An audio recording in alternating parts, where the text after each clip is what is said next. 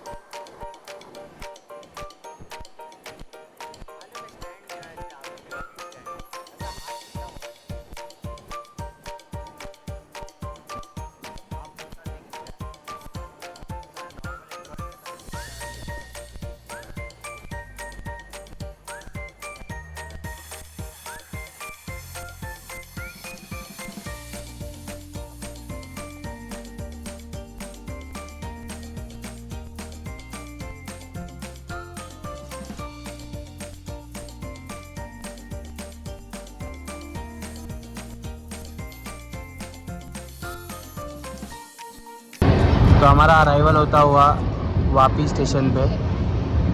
ये इस रूट का तीसरा स्टेशन है और हमारा कवर करे हुआ पहला। तो देखते ही देखते हमारा डिपार्चर भी हो गया वापी स्टेशन से। मैं गेट की तरफ निकला ही था कि बहुत सारी गर्दी मिल गई मुझे बीच में, और इसी कारण मैं वापी स्टेशन का डिपार्चर भी नहीं ले पाया।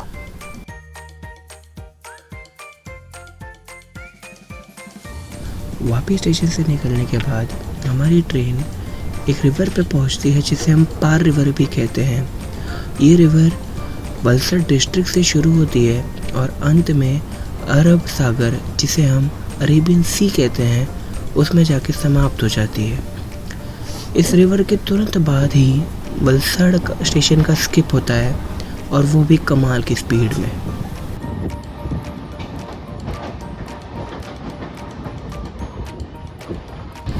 तो वलसाड स्टेशन के स्किप के बाद हमारी ट्रेन का नेक्स्ट स्टॉप जो होने वाला है वो सूरत होने वाला है, लेकिन उससे पहले उत्थन जंक्शन का भी स्किप होने वाला है, तो वो भी आप ज़रूर देखिएगा।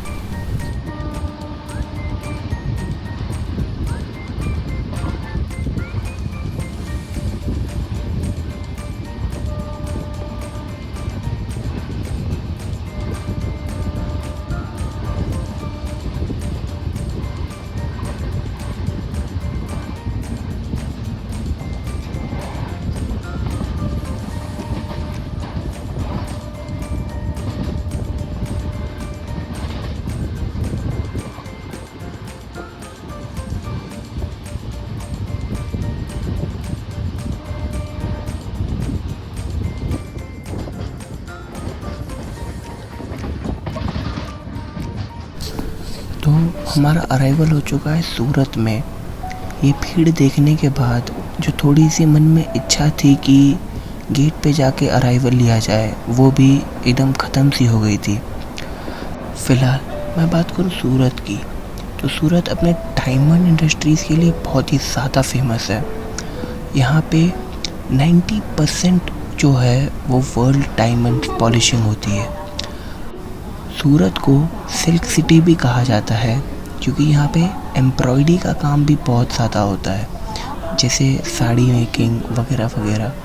तो सूरत को हम कह सकते हैं कि वो एक टेक्सटाइल इंडस्ट्रीज़ के लिए भी जाना जाता है, क्योंकि यहाँ पे भारी मात्रा में साड़ी बनती है।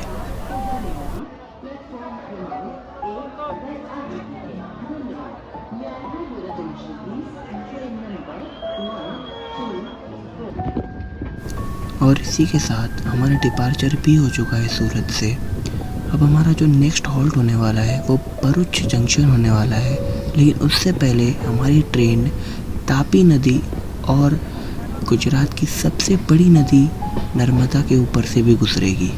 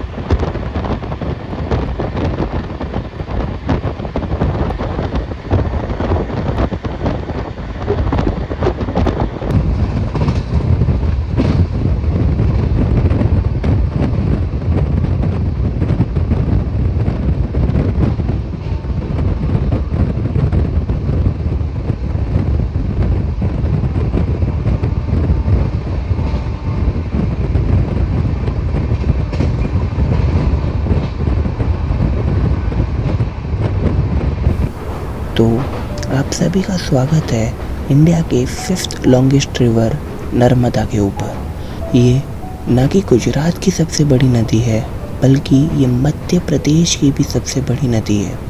इस नदी को लाइफ लाइन भी कहा जाता है मध्य प्रदेश और गुजरात की, क्योंकि जब ये दोनों स्टेट्स में पानी की कमी होती है तब ये नदी विभिन्न तरीक़ों से इन दोनों स्टेट्स को संतुष्ट करती है।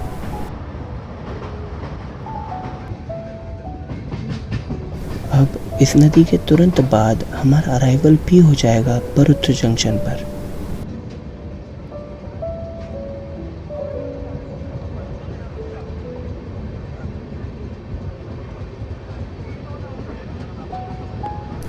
और ये देखिए, ये है वो गर्दी जिसके कारण मैं काफ़ी देर से गेट पे आ नहीं पा रहा था। ये तो मैं 2 कोच पीछे आया हूँ, इसलिए मुझे गेट मिल गया इस स्टेशन का अराइवल और डिपार्चर लेने के लिए। बात करूँ मैं भरूच की, तो भरूच एक जंक्शन रेलवे स्टेशन है, क्योंकि एक लाइन जहाँ से हम आ रहे हैं सूरत की तरफ से, एक लाइन जहाँ हम जाने वाले हैं वडोदरा की तरफ, और एक लाइन यहाँ पे दहेज की तरफ चली जाती है। ये 3 लाइन यहाँ पे आके मिलती हैं, इसलिए भरूच एक जंक्शन रेलवे स्टेशन है।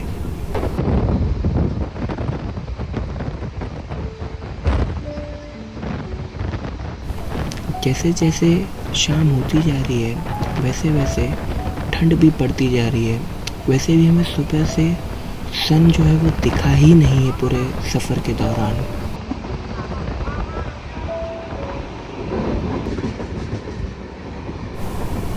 और यहाँ पे बांद्रा टर्मिनस से हरिद्वार को चलने वाली हरिद्वार एक्सप्रेस भी हमें क्रॉस करती हुई नजर आ रही है।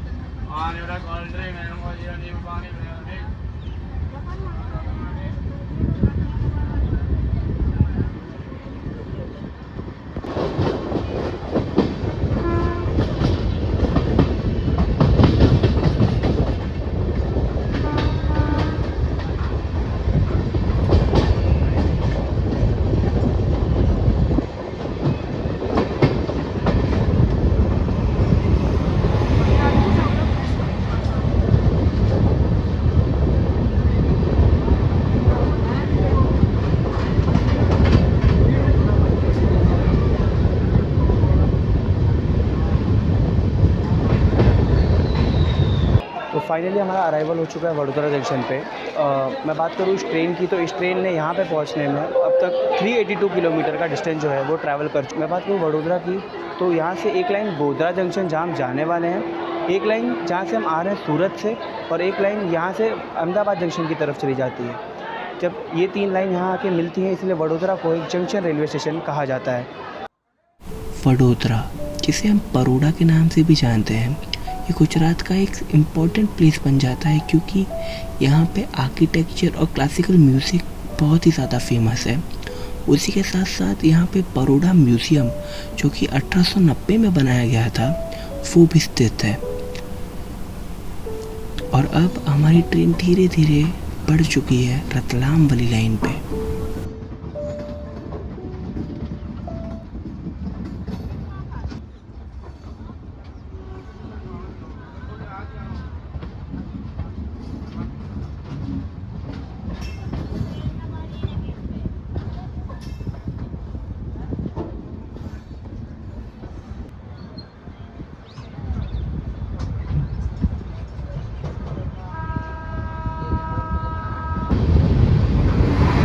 डिपार्चर हुआ वडोदरा जंक्शन से। ये कोई पैसेंजर ट्रेन का अराइवल होता हुआ वडोदरा जंक्शन रेलवे स्टेशन पे। पैसेंजर ट्रेन नहीं है।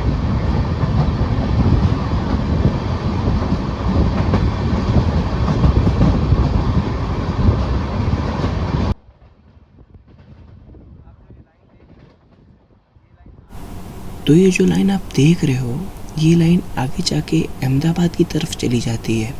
और अब हम मुड़ चुके हैं रतलाम वाली लाइन पर।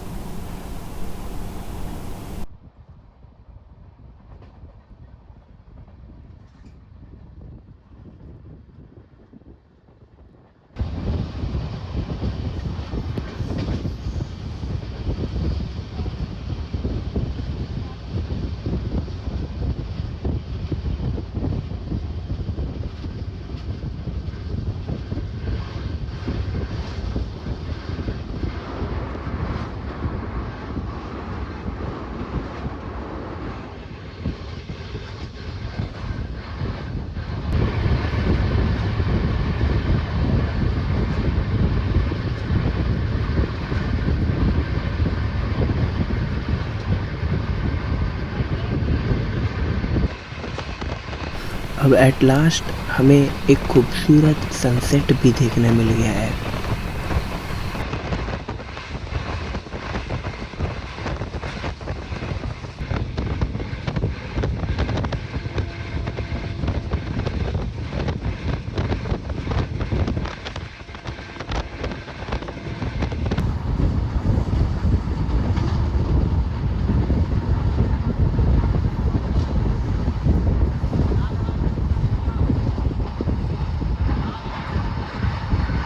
हमारा डिपार्चर हो चुका है गोधरा जंक्शन से। मात्र 2 मिनट का हॉल्ट था।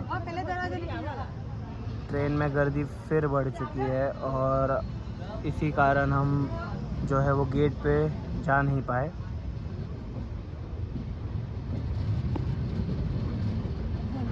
बात करूँ मैं गोधरा की, तो गोधरा एक जंक्शन रेलवे स्टेशन है क्योंकि यहाँ से एक लाइन जहाँ से हम आ रहे हैं वडोदरा की तरफ से, एक लाइन जहाँ हम जाने वाले हैं रतलाम की तरफ, और एक लाइन यहाँ से आनंद की तरफ चली जाती है। ये 3 लाइन यहाँ पे आके मिलती है, इसलिए गोधरा एक जंक्शन रेलवे स्टेशन कहलाता है।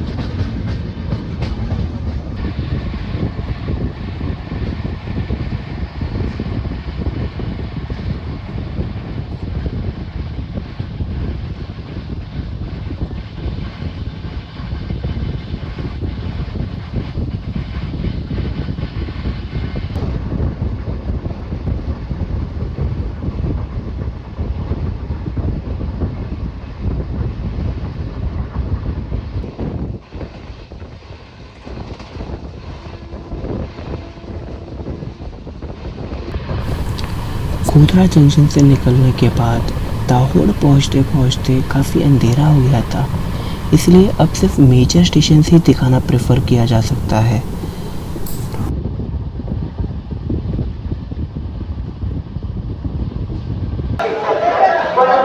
तो हमारा अराइवल हो चुका है रतलाम जंक्शन पे। जैसे जैसे रात हो रही है वैसे वैसे ठंड जो है वो महसूस होना शुरू हो गई है। मैं बात करूँ रतलाम की, तो रतलाम एक जंक्शन रेलवे स्टेशन है। क्योंकि यहाँ पे एक लाइन जहाँ से हमारे दाहोद की तरफ से, एक लाइन जहाँ हम जाने वाले हैं नागदा जंक्शन की तरफ, और एक लाइन यहाँ से मंदसौर होते हुए चित्तौड़गढ़ की तरफ चली जाती है। ये 3 लाइन यहाँ पे आके मिलती हैं, इसीलिए नागदा एक जंक्शन रेलवे स्टेशन। आप गर्दी देख ही सकते हैं। ये हमारा कोच है, ये S6 कोच है, हमें अलॉट हुआ है। और उसी के तुरंत जस्ट बाजू में जो है जनरल डब्बा का कोच है, इसीलिए जो जनरल डब्बा के सारे यात्री हैं वो S6 में आके बैठ जा रहे हैं। तो बहुत ही ज़्यादा गर्दी हो रही है, उसी के कारण मैं गेट पे आ नहीं पा रहा हूँ। तो हमारा डिपार्चर जो है वो हो चुका है रतलाम जंक्शन से। ठीक 10 मिनट के हॉल्ट के बाद रतलाम जंक्शन से हमारी ट्रेन छूट चुकी है।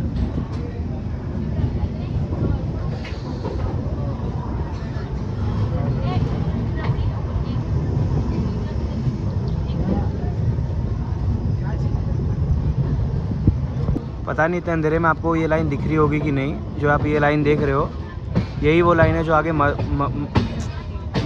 है जो आगे मंदसौर होके चित्तौड़गढ़ की तरफ चली जाती है। और अब हम मुड़ चुके हैं नागदा जंक्शन वाली लाइन पे। अब धीरे धीरे ठंडी जो है वो फील हो रही है।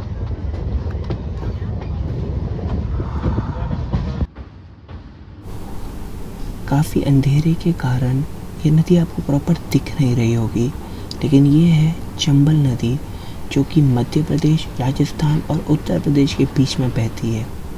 और ये आगे जाके ही उत्तर प्रदेश में यमुना में मिल जाती है। इसीलिए चंबल नदी बहुत ही फेमस नदी है राजस्थान की।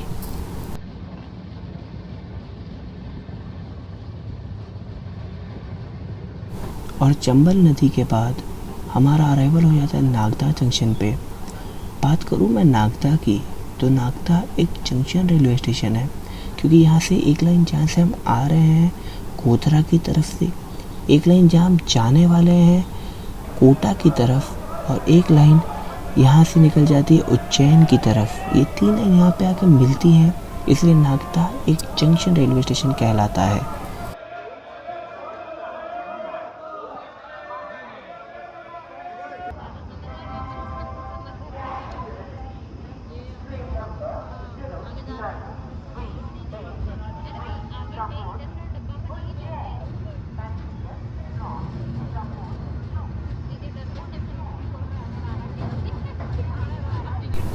और नागदा जंक्शन के डिपार्चर के बाद मैं अपना डिनर करके सोने चला जाता हूँ, क्योंकि कोटा जंक्शन का अराइवल लेना बहुत ही इम्पोर्टेंट था।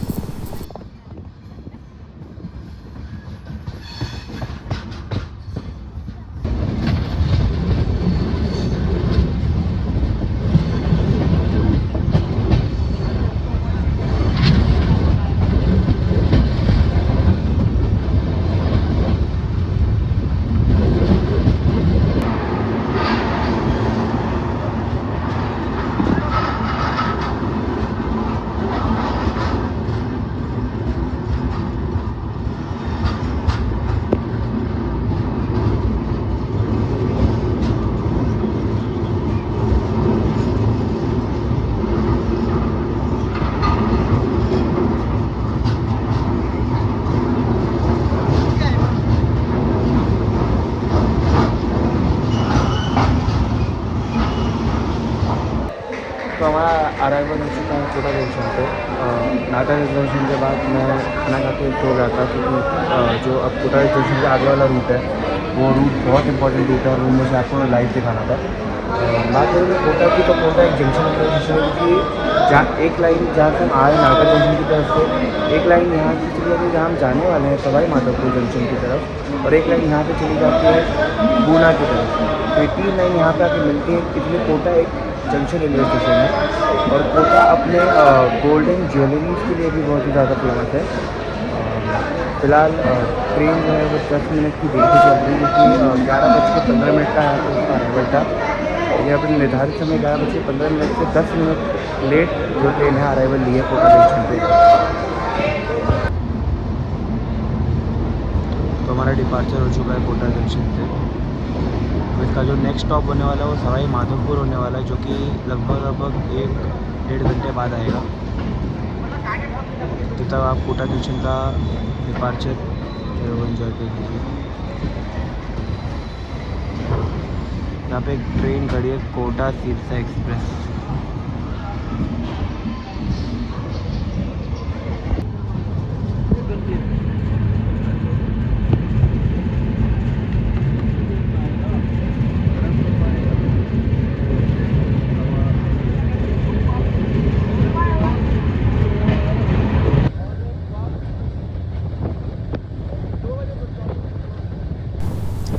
और ये रही ट्रेन की स्पीड जो कांस्टेंट 125 से 130 के बीच में ही रह रही है।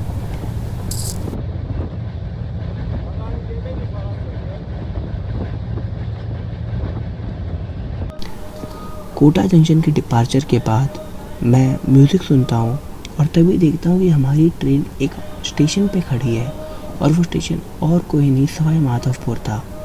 लेकिन मैं सवाई माधोपुर पे उतर नहीं पाया क्योंकि गेट पे सभी लोग सोए हुए थे। बात करूँ मैं सवाई माधोपुर की, तो सवाई माधोपुर एक जंक्शन रेलवे स्टेशन है, क्योंकि यहाँ से एक लाइन जहाँ से हम आ रहे हैं कोटा की तरफ से, एक लाइन जहाँ हम जाने वाले हैं गंगापुर सिटी की तरफ, और एक लाइन यहाँ से जयपुर की तरफ निकल जाती है। ये 3 लाइन यहाँ पे आके मिलती हैं, इसलिए सवाई माधोपुर एक मेजर रेलवे स्टेशन है इस रूट का।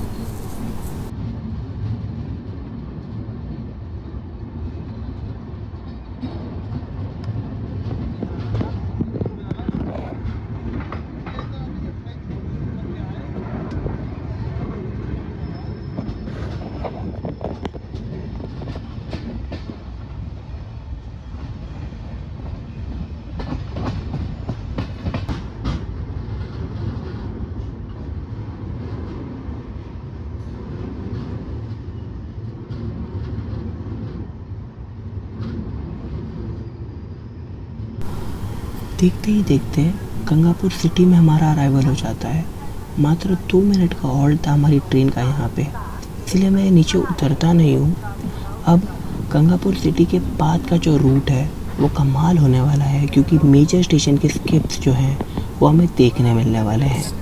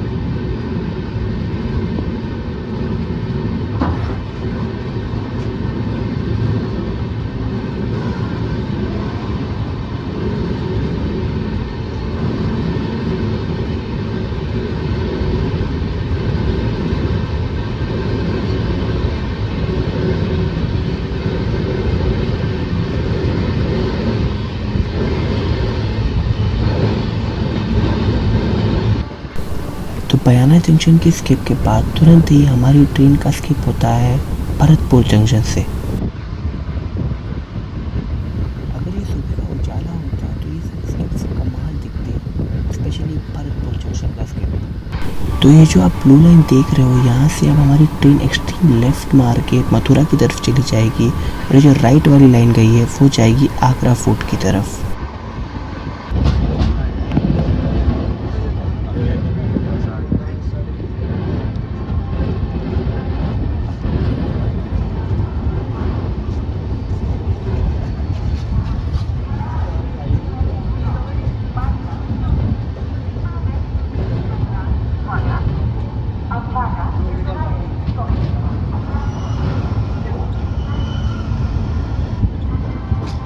तो आप सभी का स्वागत है माँ राधा और श्री कृष्ण की नगरी मथुरा में। मथुरा वृंदावन क्यों फेमस है, ये आपको बताने की ज़रूरत पड़नी तो चाहिए नहीं।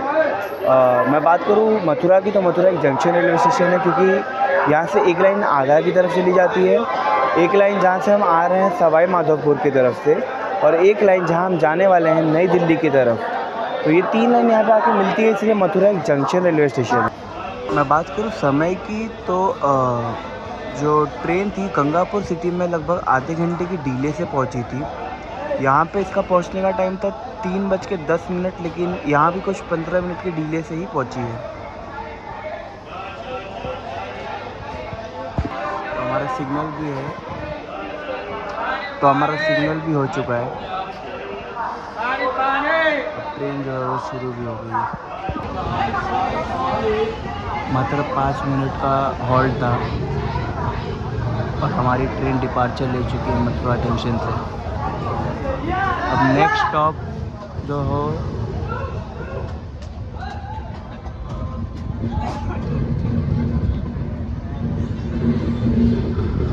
अब नेक्स्ट स्टॉप सीधा दिल्ली हज़रत निज़ामुद्दीन होने वाला है।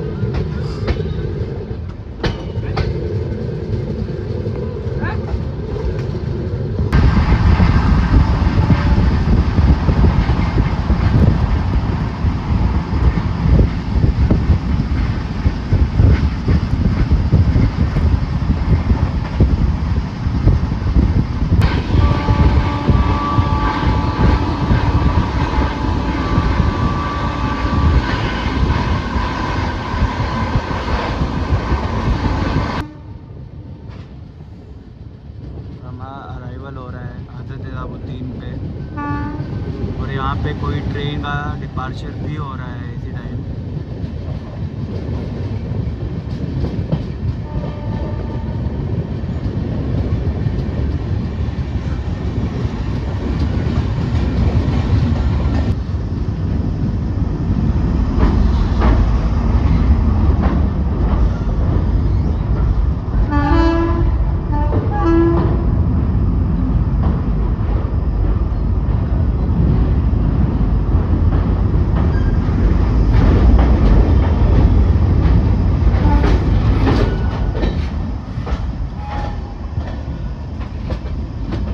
और हमारा अराइवल हुआ है हज़रत निज़ामुद्दीन स्टेशन पे, और यहाँ से डिपार्चर लेती हुई तिरुवनंतपुरम हज़रत निज़ामुद्दीन एक्सप्रेस।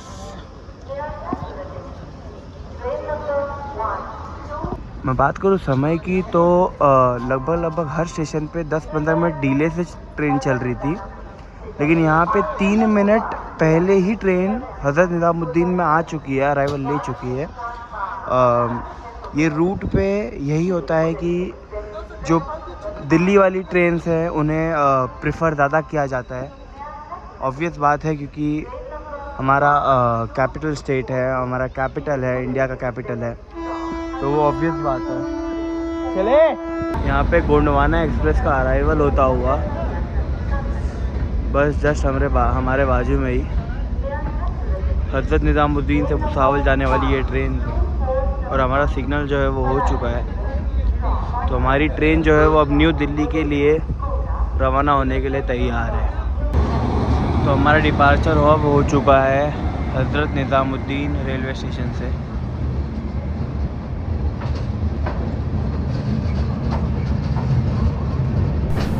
और अब इस रूट पे हमें काफ़ी सारी लेजेंडरी ट्रेन्स भी दिखाई देगी।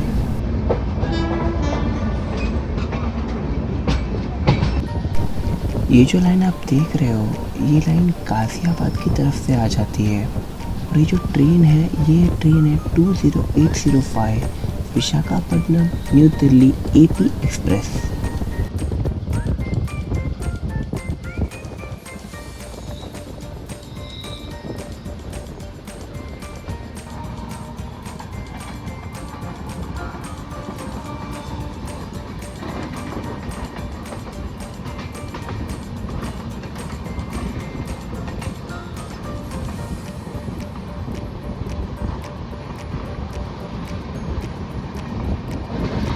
तो काफ़ी समय तक एक लेजेंडरी पैरेलल रन देखने मिला Visakhapatnam new Delhi AP express और स्वराज एक्सप्रेस के बीच।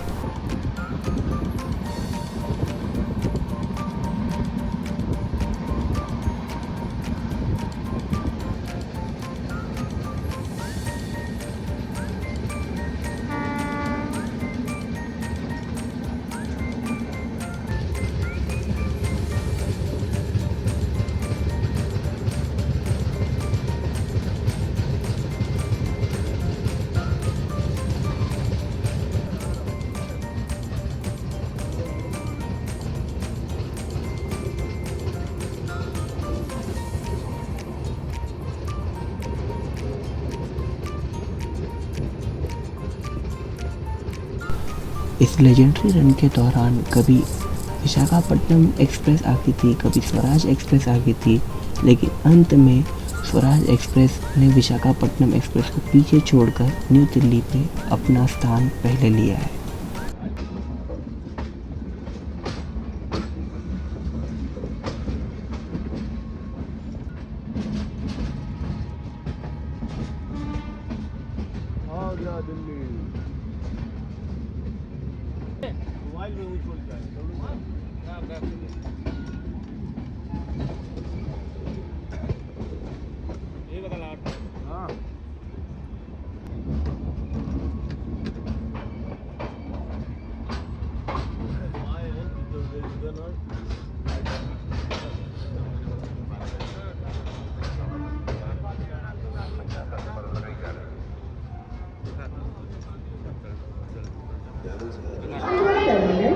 तो आप सभी का स्वागत है भारत की राजधानी नई दिल्ली में। न्यू दिल्ली एक सेंट्रल स्टेशन है, क्योंकि यहाँ से एक लाइन न्यू दिल्ली गया की तरफ गई है, एक line New Delhi Howrah main line है, New Delhi Chennai main line है, दिल्ली मुंबई मेन लाइन है, दिल्ली का कालका लाइन है, दिल्ली जयपुर, दिल्ली फजीलिका, दिल्ली मुरादाबाद, दिल्ली मेरठ, दिल्ली सहारनपुर के लिए इतनी सारी लाइनें यहाँ से जाती है, इसलिए न्यू दिल्ली एक सेंट्रल रेलवे स्टेशन है।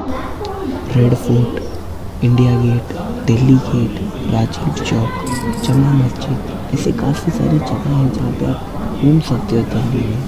दिल्ली एक स्ट्रीट फूड के लिए मशहूर जगह है। जैसे मुंबई में स्ट्रीट फूड फेमस है, वैसे ही दिल्ली में भी स्ट्रीट फूड फेमस है। और यहाँ पर न्यू दिल्ली से अजमेर को चलने वाली शताब्दी एक्सप्रेस भी प्लेटफॉर्म नंबर 6 पे लगती हुई नजर आ रही है। और हमारी ट्रेन के जस्ट बाजू में न्यू दिल्ली से चलकर लखनऊ को जाने वाली लेजेंडरी शताब्दी एक्सप्रेस अपने अनुभूति कोचेस के साथ लग चुकी है। तो फाइनली 45 मिनट्स के हॉल्ट के बाद हमारा डिपार्चर होता हुआ न्यू दिल्ली रेलवे स्टेशन से।